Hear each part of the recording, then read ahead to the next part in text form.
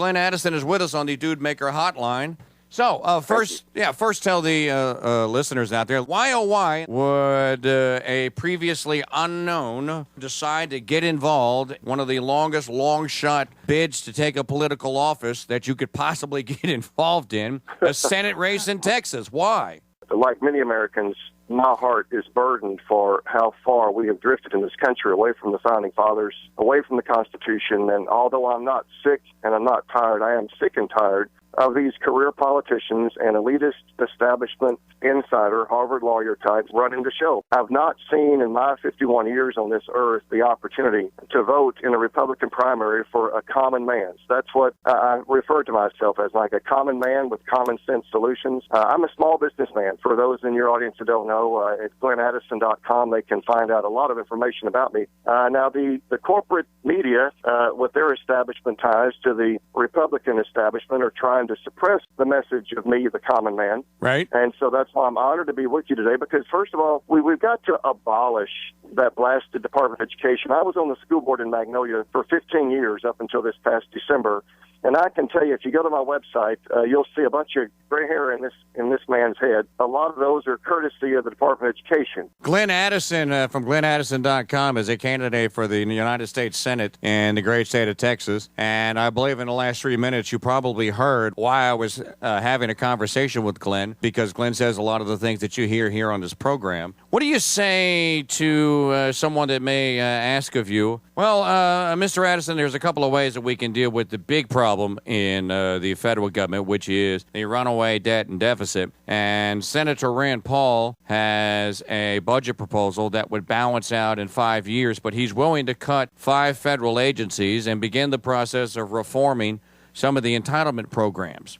Would you be more a supporter of Rand or more a supporter of Paul Ryan? More supporter of Dr. Ron Paul, who really lays out some budget cuts significantly more profound than his son Rand. There are 8 departments that I'm very comfortable in abolishing and sending those powers back to the states, because Article 1, Section 8 does not authorize them, including Interior. And then agencies like the EPA, the Fish and Wildlife Service. Oh, my goodness. I tell you that this, when our federal government... Hey, where does the word fish or wildlife appear? Amen. When our federal government is concerned about a lizard out here in West Texas in the Midland-Odessa area, that's our lizard. Thank you very much. We Texans can handle our own lizard. Thank you very much. What do you have to do to get invited into one of the next debates? Because I understand that you weren't invited or have not been included. Yeah, that's right, Mike. There was one televised debate thus far that the Belo Group put together. The Belo Group is a huge media corporation, and they're in cahoots with the fat cats in the Republican Party.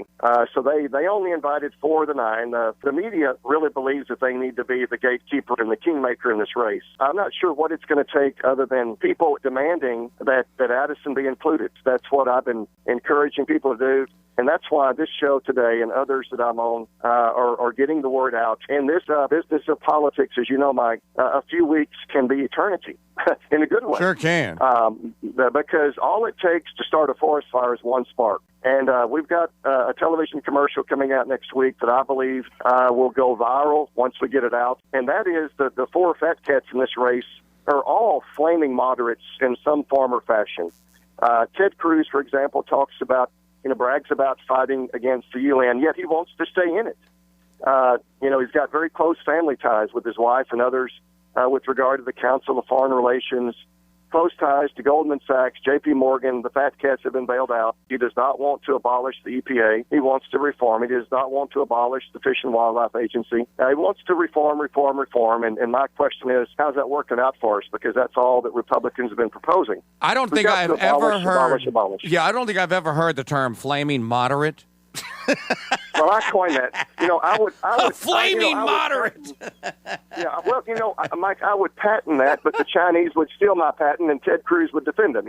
So it's like he's defending the Chinese tire company. So they are flaming moderates on issues of the UN. They're flaming moderates on issues of the EPA, the Endangered Species Act. And so if one of these guys gets elected, nothing is going to change. We'll continue on down this road, veering away from the Constitution, taking more and more liberties from us. The NDAA and bills like that will continue to get passed if we keep sending these flaming moderates to the Senate.